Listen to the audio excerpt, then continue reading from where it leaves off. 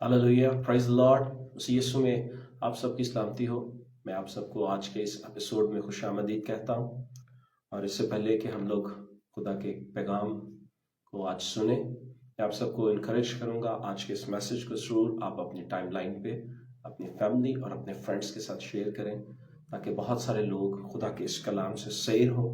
और जैसा कलाम में लिखा है कि उसका कलाम कभी बेअंजाम नहीं लौटता, ये कलाम उनकी ज़िंदगी में काम करे और यीशु मसीह के नाम को इससे इज्जत और जलाल मिले। आमीन। सो आए हम अपनी आंखों को बंद करेंगे और हम लोग अपने आप को खुदा के कलाम के लिए पेश करेंगे। खुदा बाप यीशु मसीह के नाम से आज शाम मैं तेरी पाक हजूरी में आता हूँ और आज के इस एपिसोड में खुशामदीद कहता हूँ। मैं दुआ करता हूँ कि खुदा बाप तो इस सीखने सिखाने के सारे अमल में तू हमारी मदद कर। जो लोग आज ऑनलाइन होते हैं, जो लोग बाद में इस पैगाम को सुनते हैं, आज का ये पैगाम उनकी ज़िंदगी में बरकत, तरक्की, शादमानी, शिफा, निजात, बहाली को लेके आए और इससे तेरे बेटे यीशु मसीह के नाम को इज्जत और जलाल मिले। तेरा शुक्र यीशु मसीह के नाम से, आमीन। एक दफ़ा फिर से आप सबको खुशामदीद। आज हम लोग बड़े अहम जो है वो टॉपिक पे बात करेंगे कुछ देर खुदा के कलाम में से, और मैं आपको इनकरेज करूंगा कि अपने रूहानी कान खुले रखें। खुदा के पाकरू को इजाजत दें कि खुदा का पाकरू आज शाम आपको मिनिस्टर करे। आमीन। ईमानदार होते हुए हमें इस बात को समझना है कि हम आखिरी दौर में से गुजर रहे हैं और यीशु मसीह जल्द आ रहे हैं। आमीन। फिर से मैं इस बात को दोहराऊंगा कि ईमानदार होते हुए हमें इस बात को समझना है कि हम आखिरी दौर में से गुजर रहे हैं और यीशु मसीह जल्द आने वाले हैं। और जिस दौर में से हम गुजर रहे हैं, ये दौर हर रोज जो है वो हमारे सामने एक नया चैलेंज लेके आ रहा है। और ईमानदार होते हुए हमें इस पोजीशन पर होना चाहिए, हमें इस जगह पे होना चाहिए जहां पे हम हर आने वाले चैलेंज का, हम आने वाले हालात का, हम हर तरह की सिचुएशन का बड़ी दलेरी के साथ मुकाबला कर सके, उनको फेस कर सके, ताकि हम ईमानदार होते हुए उन हालात के ऊपर रह के जिंदगी बसर कर सके, ना कि हालात जो है वो हमें कंट्रोल करें और हम हालात की गिरफ्त में रहते हुए जमीन पर अपनी जिंदगी बसर करें। आमीन। बाइबल मुकद्दस जो है वो ये बताती है कि मसीह यीशु में हमें फतह से बढ़ के गलबा हासिल है। आमीन। और ये गलबा जो है वो मसीह यीशु में हमें दिया गया है। इस गलबे को हमें अता करने के लिए यीशु मसीह ने एक बड़ी कीमत अदा की है। और ये हकीकत है, क्योंकि ये बाइबल कहती है, इसलिए ये हकीकत है कि हम इस गलबा में मूव कर सकते हैं। हम इस गलबा में हर रोज इस गलबे का एक्सपीरियंस कर सकते हैं। हम हर तरह के हालात में जो है वो हर तरह के हालात पर गालिब आ सकते हैं, क्योंकि हमें इस काबिल किया गया है, हमें इस काबिल बनाया गया है। हमारे लिए कहा गया है कि मसीह यीशु में हमें फतह से बढ़ के गलबा हासिल है। आमीन। हमें कुव्वत और इख्तियार दिया गया है, और जो कुव्वत और इख्तियार हमें दिया गया है उसके पीछे खुदा खुद खड़ा है। और इब्लीस और उसकी फोर्सेस और हर तरह के हालात पर यह वाजिब है कि वो उस अथॉरिटी को जो मसीह यीशु में हमें दी गई है, उस अथॉरिटी को पहचाने और यीशु नाम के आगे घुटने को टेकें। आमीन। सो आज जो है वो हम लोग जिस चीज पे बात करेंगे, जैसा मैंने कहा कि हमारे सामने हर रोज एक नया चैलेंज है और हमारे पास सिर्फ एक ही सोर्स है जिससे हम हर रोज अपने ईमान को ताजा कर सकते हैं, हर रोज हम अपने ईमान को बढ़ा सकते हैं, हर रोज हम अपने लिए इंकरेजमेंट को ले सकते हैं। आमीन। मैं फिर से इस बात को दोहराऊंगा, हमारे पास सिर्फ एक सोर्स है जहां से हम अपने ईमान को ताजा कर सकते हैं, जहां से हम हर रोज मजबूत हो सकते हैं, जहां से हम हर रोज जो है वो इंकरेजमेंट को अपनी जरूरत के मुताबिक अपने लिए ले सकते हैं, और वो खुदा का कलाम है। It is the written word of God. आमीन। सो इसलिए ईमानदार होते हुए ये हमारी जिम्मेदारी है कि हम कलाम को जाने। Knowing is our responsibility. पहली बात जो आपको ईमानदार होते हुए समझना है वो ये है कि कलाम को जानना, कलाम को जो है वो जानना, ये हमारी जिम्मेदारी है। ये हम पे वाजिब है कि हम खुदा के कलाम को जानें, क्योंकि कलाम में लिखा है कि अगर तुम सच्चाई से वाकिफ होगे तो सच्चाई तुम्हें आजाद करेगी, और सच्चाई सिर्फ और सिर्फ खुदा का कलाम है। नंबर 2, ये हम पे वाजिब है, ये हमारी जिम्मेदारी है कि हम उस कलाम की दुरुस्त समझ लें। پالوس جو ہے وہ تیموتھیوس کو کہتا ہے کہ جو میں باتیں کہتا ہوں اس پر غور کر تو خداوند تجھے سب باتوں کی سمجھ دے گا۔ جب ہم خدا کے کلام کو سنتے ہیں تو سننے کے بعد یہ ہماری ذمہ داری ہے کہ ہم اس سنے ہوئے کلام پر غور کریں۔ جب ہم اس کلام پر غور کریں گے تو ہمیں اس کلام کی سمجھ آئے گی۔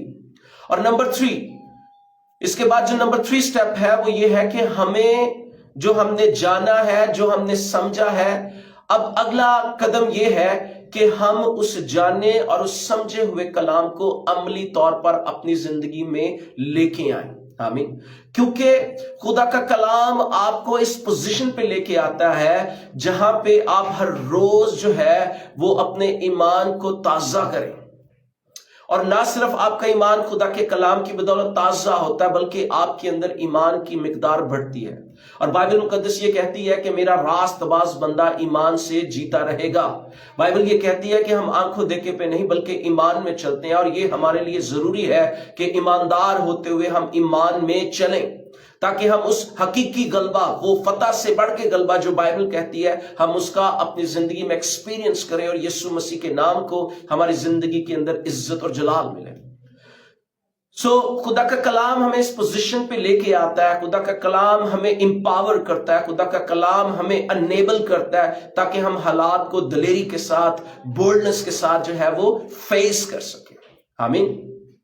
لیکن جو میں بات آج جس پہ آپ کی توجہ لے کے جانا چاہتا ہوں، یہ ہمارے لیے یہ بہت ضروری ہے کہ ہم اپنی زندگی میں خدا کے کلام کی درست سمجھ جو ہے وہ اس کو رکھیں، کیونکہ اگر ہم خدا کے کلام کی درست سمجھ نہیں رکھیں گے تو ہمیں یہ نہیں بھولنا کہ ہمارا ایک دشمن ہے جس کا نام ابلیس ہے، اور وہ ہر وقت اس کوشش میں رہتا ہے کہ کس طرح سے وہ ہمارے خلاف جو ہے وہ کام کر سکے۔ بائبل مقدس میں لکھا ہے، بائبل مقدس میں جو ہے وہ پطرس کے خط میں لکھا ہے، اور پطرس کے خط کے اس آیت کے مطابق وہاں پہ لکھا ہے کہ ابلیس ہر وقت موقع ڈھونڈتا ہے اور وہ شیر ببر کی طرح دھاڑتا ہے کہ کس کو پھاڑ کھائے۔ ابلیس جو ہے وہ اس انتظار میں ہوتا ہے۔ اس لیے کلام کی درست سمجھ ہونا، کلام کے تعلق سے آپ کا مائنڈ سیٹ کلیئر ہونا یہ بہت ضروری ہے، کیونکہ ابلیس جو ہے وہ آتا ہے اور وہ کیا کرتا ہے، وہ کنفیوز کرتا ہے، وہ کنفیوژن کریٹ کرتا ہے، وہ اس طرح سے کام کرتا ہے کہ آپ خدا کے کلام کے تعلق سے جو ہے وہ آپ کنفیوز ہو جائیں، خدا کے کلام کے تعلق سے آپ ڈبل مائنڈ ہو جائیں۔ ابلیس جو ہے وہ آپ کو جو ہے وہ خدا کے کلام کے مطابق جو برکات آپ کے لیے لکھی ہیں، ابلیس کنفیوز کرنے کی کوشش کرتا ہے۔ ابلیس جو ہے وہ کنفیوز کرنے کی کوشش کرتا ہے کہ آپ مسیح میں جو آپ کی میراث ہے اس کے تعلق سے، یسوع مسیح کی ذات کے تعلق سے، کہ یسوع مسیح نے آپ کے لیے قیمت ادا کی ہے۔ نہ صرف اس نے قیمت ادا کی ہے بلکہ اس نے آپ کو ابلیس اور ابلیس کی فورسز پر اختیار دیا ہے، اس نے آپ کو فتح سے بڑھ کے غلبہ دیا ہے، اس نے آپ کو تاریکی سے نکال کر خدا کے بیٹے کی بادشاہی میں داخل کیا، کیونکہ یسوع مسیح صرف واحد وہ راہ ہے جس کے وسیلہ سے ہم خدا کی بادشاہی میں داخل ہو سکتے ہیں۔ اس لیے اس نے کہا راہ، حق اور زندگی میں ہوں۔ ابلیس کنفیوز کرنے کی کوشش کرتا ہے جو کچھ مسیح یسوع نے کیا اور جو کچھ مسیح میں ہمارے لیے اویلیبل ہے اس کے تعلق سے، خدا کی ذات کے تعلق سے، جسٹ لائک بالکل اسی طرح جس طرح وہ ہوا کے پاس آیا اور اس نے ہوا کے ذہن کو کنفیوز کیا۔ اگر آپ پیدائش کی کتاب اور اس کا جو ہے وہ 3 باب وہاں پہ دیکھیں تو وہاں پہ کچھ یوں لکھا ہے، ہم لوگ چند آیات یہاں پہ دیکھیں گے۔ لکھا ہے، اور سانپ کل دشتی جانوروں سے جن کو خداوند خدا نے بنایا تھا چلاک تھا، اور اس نے عورت سے کہا کیا واقعی خدا نے کہا ہے کہ باغ کے کسی درخت کا پھل تم نہ کھانا؟ اس بات کو سمجھے، اس نے کیا کیا؟ یہاں پہ ابلیس ہوا کے پاس آتا ہے اور وہ اس کے مائنڈ کو کنفیوز کرتا ہے۔ کیسے اس نے کہا ہے؟ اگر آپ دیکھیں اس آیت کو دیکھیں تو لکھا ہے کیا واقعی اس نے ڈاؤٹ لے کے آیا ہے؟ کیا واقعی خدا نے کہا ہے؟ جبکہ اگر ہم لوگ 2 باب کی 15ویں آیت کو دیکھیں تو وہاں پہ لکھا ہے خداوند خدا نے آدم کو لے کر باغ عدن میں رکھا کہ اس کی باغبانی اور نگہبانی کرے، اور خداوند خدا نے آدم کو حکم دیا اور کہا کہ تو باغ کے ہر درخت کا پھل بے روک ٹوک کھا سکتا ہے، لیکن نیک و بد کی پہچان کے درخت کا کبھی نہ کھانا، کیونکہ جس روز تو نے اس میں سے کھایا تو مرا۔ لیکن یہاں پہ وہ کیا کہتے ہیں تیسرے چیپٹر کی پہلی آیت میں؟ وہ کہتا ہے کیا واقعی خدا نے کہا؟ اس نے ڈاؤٹ جو ہے وہ اس کے ذہن میں لے کے آیا۔ انفیکٹ اس نے جو ہے وہ خدا کے کلام کے تعلق سے اس کو کنفیوز نہیں کیا، اس نے خدا کی ذات کے تعلق سے کنفیوز کیا۔ اس نے ڈائریکٹلی خدا کی ذات پر یہ کوشچن ریز کر دیا، کیا واقعی خدا نے ایسا کہا؟ Excuse me. اور دوسرے الفاظ میں یہ کہوں گا کہ اس نے اس کوشچن کے ساتھ خدا کی ذات کے تعلق سے جو اس کے اندر امیج تھا اس کو جو ہے وہ اس نے جو ہے وہ بگاڑ دیا۔ اور ہوا جو ہے، کیونکہ آگے ہم لوگ جب دیکھتے ہیں تو ہوا جو ہے وہ اس کے بہکاوے میں آ جاتی ہے۔ میں آیات کو آپ کے لیے پڑھ دیتا ہوں۔ دوسری آیت میں لکھا ہے، عورت نے سانپ سے کہا کہ باغ کے درختوں کا پھل تو ہم کھاتے ہیں، پر جو درخت باغ کے بیچ میں ہے اس کے پھل کی بابت خدا نے کہا ہے کہ تم نہ تو اسے کھانا نہ چھونا، نہ مر جاؤ گے۔ اب یہاں پہ آپ نوٹ کریں، خدا نے کبھی بھی ان کو چھونے سے منع نہیں کیا تھا، بلکہ دوسرے باب کی 17ویں آیت کہتی ہے کہ خدا نے کہا تھا لیکن نیک و بد کی پہچان کے درخت کا کبھی نہ کھانا۔ خدا نے چھونے سے منع نہیں کیا تھا، خدا نے کھانے سے ان کو منع کیا تھا، لیکن ہوا نے یہاں پہ جو ہے اس کو یہ جواب دیا کیونکہ وہ اس کو صحیح طور پر جو ہے وہ نہ سمجھ پائی۔ اور پھر جو ہے وہ چوتھے باب میں لکھا، تب سانپ نے عورت سے کہا کہ تم ہرگز نہ مرو گے۔ کیونکہ ہوا جو ہے وہ ہوا کو جس طرح سے اس کو ڈیل کرنا چاہیے تھا، ہوا نے اس کو ڈیل نہیں کیا، اس لیے اس کو موقع مل گیا اور اس نے جو ہے وہ پھر آگے وہ فردر بڑھ گیا۔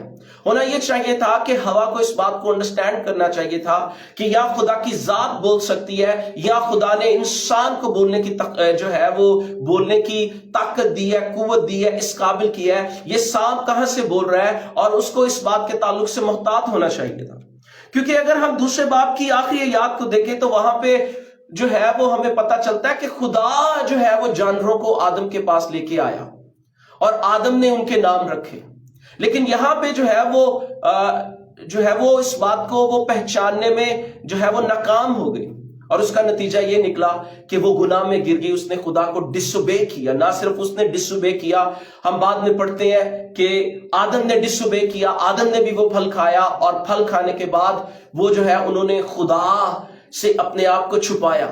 لیکن خدا رحیم ہے، خدا سب کچھ جانتا ہے، اور خدا جانتا تھا لیکن خدا پھر بھی آیا۔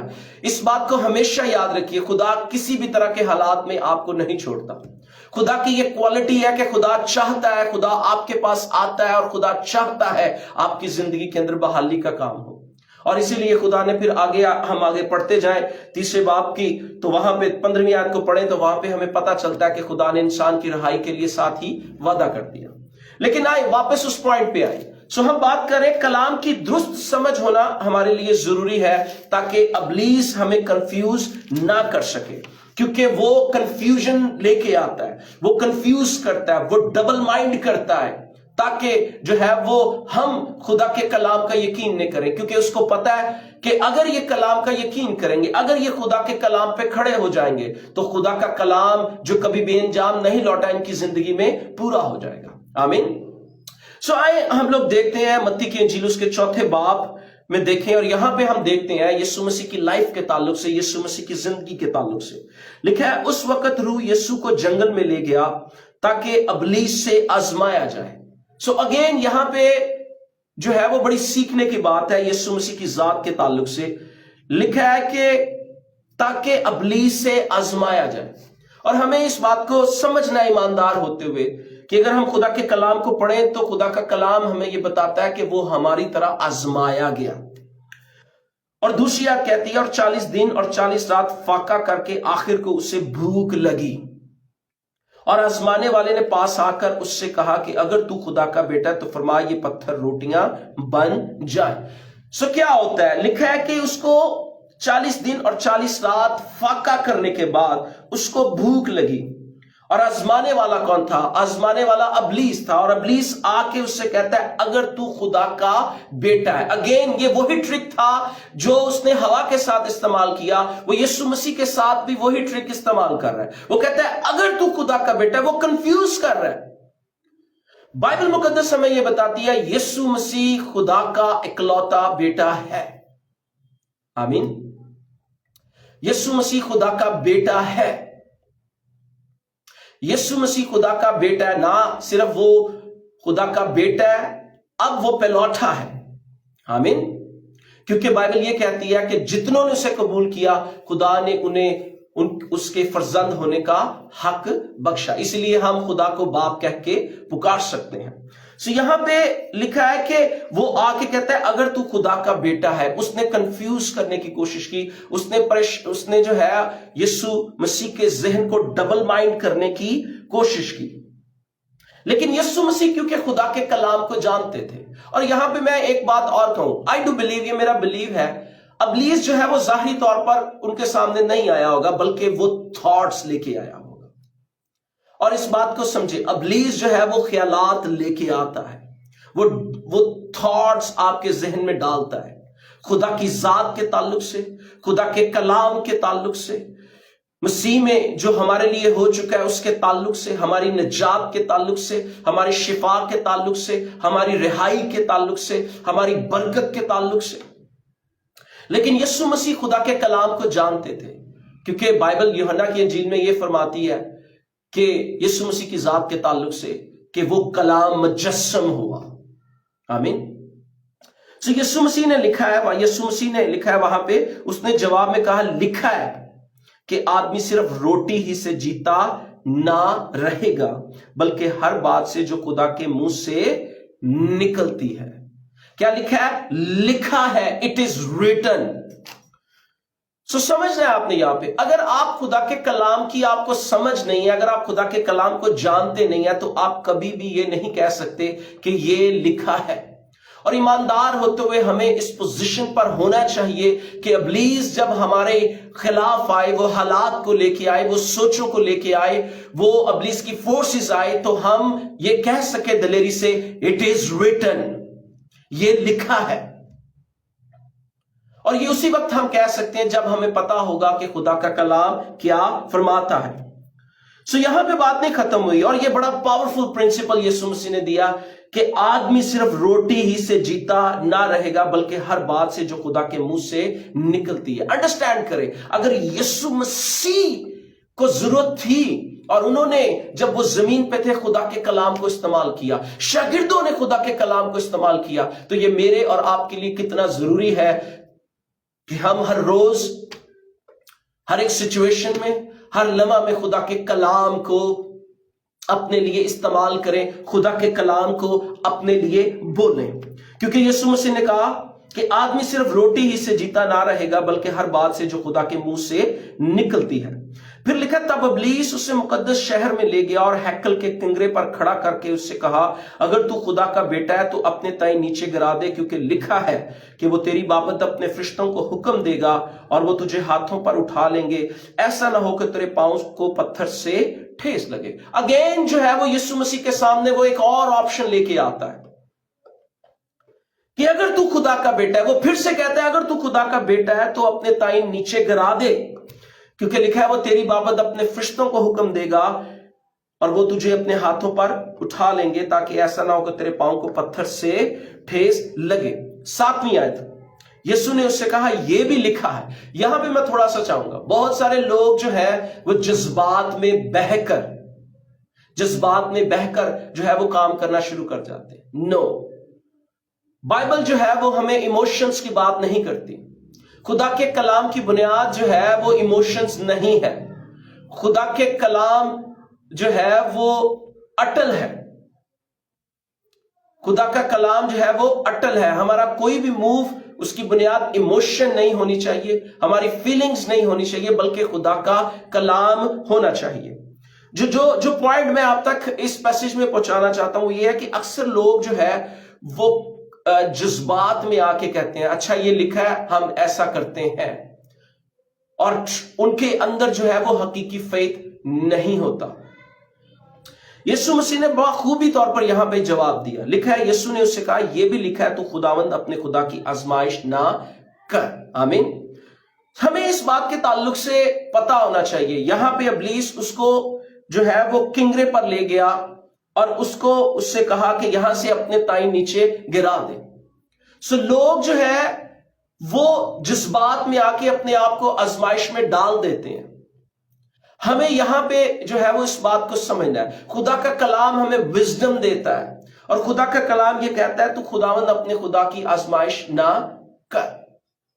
हमें जो है वो इस नजरिया से नहीं करना कि हमने खुदा को आजमाना है। हम खुदा को आजमा नहीं सकते। हमें खुदा का कलाम विजडम देता है और यहां पे हमें विजडम नजर आती है।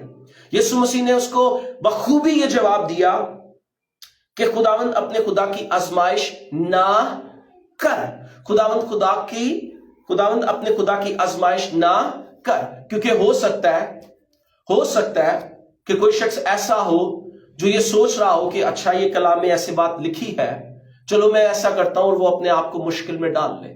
No, we must based on the word. हमें इस बात को समझना चाहिए, हमारी बेस खुदा के कलाम पर होना चाहिए। हमें खुदा के कलाम की दुरुस्त समझ होनी चाहिए, क्योंकि अगर दुरुस्त समझ नहीं होगी तो हम अपने आप को मुश्किल में डाल लेंगे। सो जो पॉइंट मैं आप तक आज शाम पहुंचाना चाहता हूं ये है कि एज ए बिलीवर, ईमानदार होते हुए हमें जो है वो इस पॉइंट पे होना चाहिए, हमें जो है वो इस जगह पे होना चाहिए कि हम हर तरह के हालात को बोल्डली फेस कर सकें। जब हालात आए तो हम ये कह सके, इट इज रिटन, ये लिखा है। और ये उसी वक्त हम कह सकते हैं जब हमें खुदा के कलाम की दुरुस्त समझ होगी। आमीन। क्योंकि जो कुछ खुदा के कलाम में लिखा है वो अटल है, जो कुछ खुदा के कलाम में लिखा है वो ला तब्दील है, और खुदा अपने कलाम को पूरा करने के लिए बेदार रहता है। और खुदा का कलाम हमें इस काबिल बनाता है, खुदा का कलाम हमें इसलिए दिया गया कि हम इसे इस्तेमाल करें इब्लीस और उसकी फोर्सेस के अगेंस्ट। जब हम कलाम को बोलते हैं तो खुदा के फरिश्तेगान जो है वो मुतहर्रिक हो जाते हैं, क्योंकि कलाम में लिखा है ज़बूर 119 में कि उसका कलाम आसमान पर अटल अबद से कायम कर दिया गया। कलाम में लिखा है उसका कलाम कभी बेअंजाम नहीं लौटा।